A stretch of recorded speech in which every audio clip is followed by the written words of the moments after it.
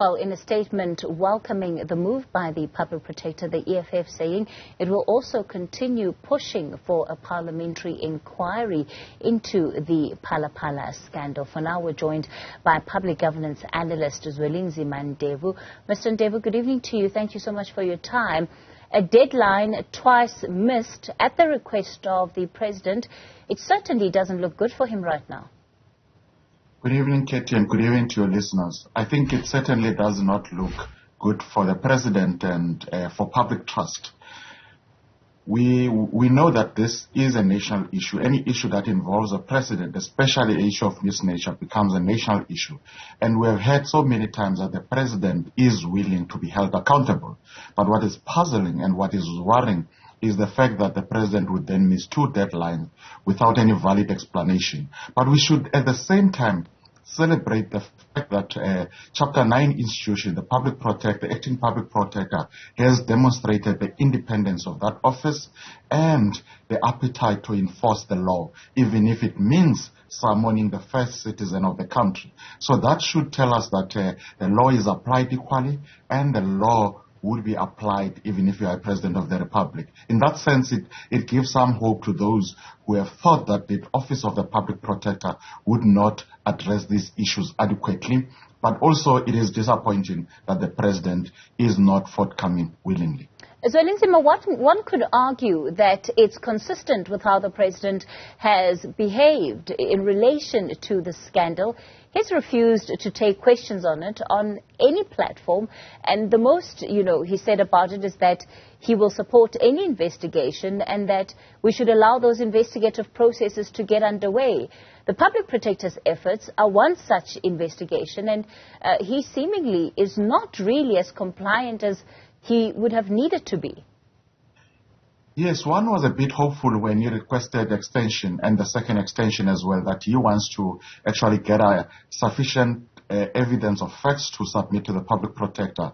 But I think it is becoming worrying that the President is really not willing or is not showing any willingness, at least in the public face, to really cooperate with the Public Protector's investigation, which is an investigation that would like to find the facts, and it's an investigation that he has, over a number of times, as you indicated, committed to support and be held accountable.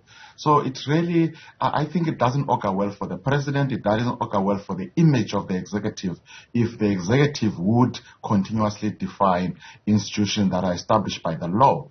And we must really look at this issue with cautious and say to the President, I think it is high time that he cooperates with investigation of this nature before we can even think of the summon. Of course, when you look at what the opposition parties are saying, they're basically pointing to what could well be a big cover-up, which they've vowed to continue fighting, especially through Parliament, to try and get to the bottom of. What do you think Parliament can and should be doing in this instance? I think if the President continue not to account to institutions such as the Public Protector, and also he is not, or his office is not forthcoming with any information to explain what happened at that farm on that day, and also Parliament has a responsibility to then call the executive to account. We should remember that executive accounts to Parliament, including the President, and the Parliament can set up a session where they discuss this issue, alternatively set up an inquiry to do that.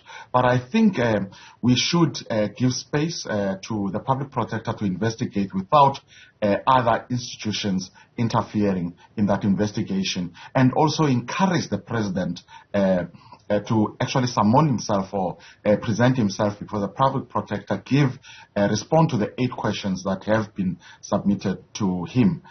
Otherwise, Parliament would have to intervene and ensure that the President answers to Parliament, and ultimately set up a committee that would review this and try and find out more information. But it could be that committee could then delay the work of the Public Protector. So I would like to see a situation where the President responds to the 8 questions of the Public Protector.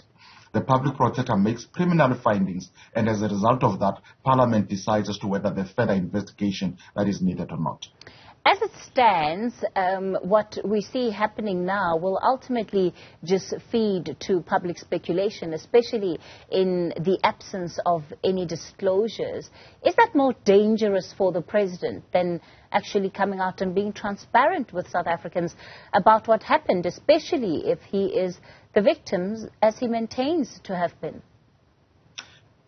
This will do some of the good work, some of the good fight that the president has put in dealing with acts of corruption and ethical behavior in the country. If he does not come clean, the public speculations, the public courts of opinion will continue to judge him as one who's trying to hide information, who's trying to cover up this issue, who might be seen as having contributed or played a part in an illegal activity. So I think it is the best interest of the president to come out clean, take the nation in his confidence on this issue, and indicate or give us all the facts that he knows about what happened on that particular day.